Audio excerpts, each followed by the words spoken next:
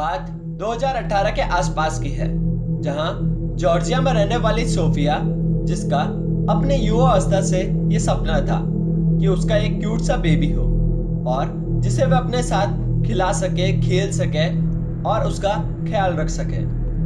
यहाँ तक कि शादी के बाद सोफिया ने अपने पति को काफी कन्विंस करने की कोशिश की कि वह प्रेग्नेंट होना चाहती है और वह एक बच्चे की मां बनना चाहती है, लेकिन काफी कन्विंस करने की कोशिश के बाद भी वह नहीं माना। लेकिन उसका पति जस्टिन उसे कहता है कि अभी वह उन दोनों के साथ एक बच्चे का खर्चा उठाने में सक्षम नहीं है, अभी उसे कमाना है और पैसे जमा करने हैं। यह कहकर वो वहां से चला जाता है। इस बात से सोफिया को काफी ज्यादा दुख होता है, क्योंकि अब वह चाहकर भी कुछ नहीं कर सकती थी। सोफिया अपने पति को कई बार कन्विंस करने की कोशिश करती है कि वह पार्ट टाइम जॉब करके पैसा कमाएगी और अपने बच्चे का ख्याल भी रखेगी। ये उसका युवावस्था का सपना है।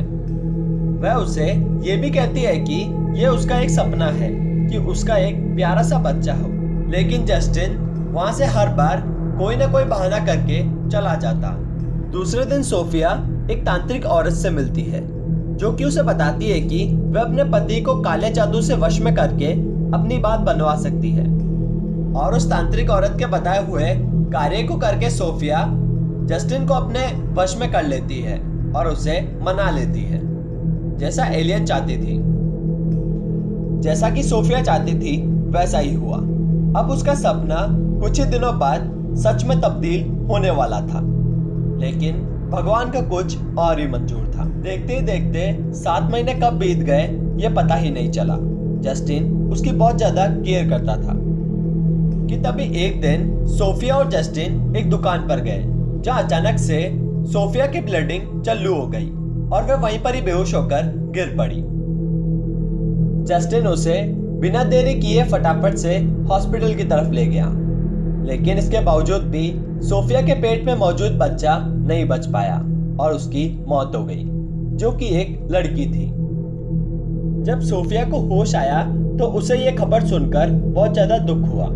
उसके लिए इस सदमे से उबर पाना काफी ज्यादा मुश्किल था कि तभी डॉक्टर ने बताया कि अब वह कभी भी मां नहीं बन सकती है। ये खबर सुनकर सोफिया डिप्रेशन में चली गई।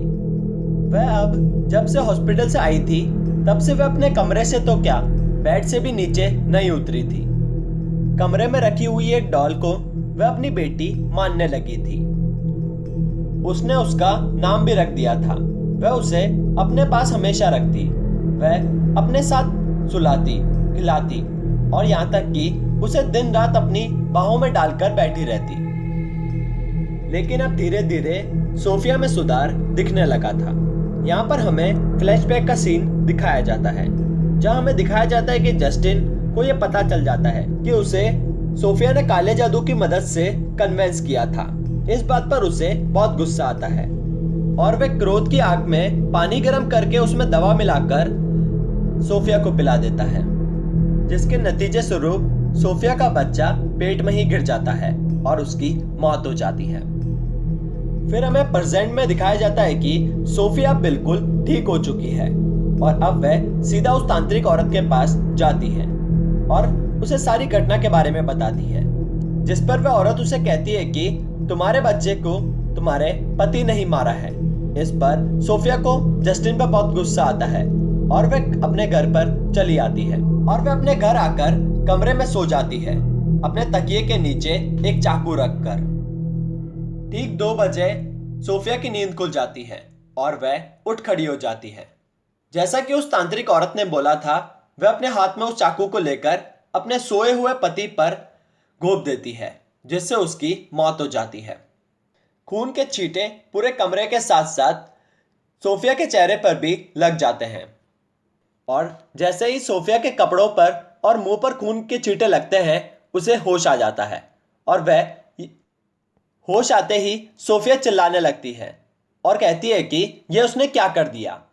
पुलिस सोफिया को पकड़कर ले जाती है, लेकिन जब पुलिस इन्वेस्टिगेशन करती है तो पता चलता है कि ऐसी कोई तांत्रिक औरत है ही नहीं। असल में सोफिया खुद एक तांत्रिक थी और वह अपने बचपन से ही अपने सपने में बहुत कुछ इमेजिनेशन कर लेती और उसे सच मान लेती। वह थोड़ी दिमागी बीमारी से ग्रसित भी थी।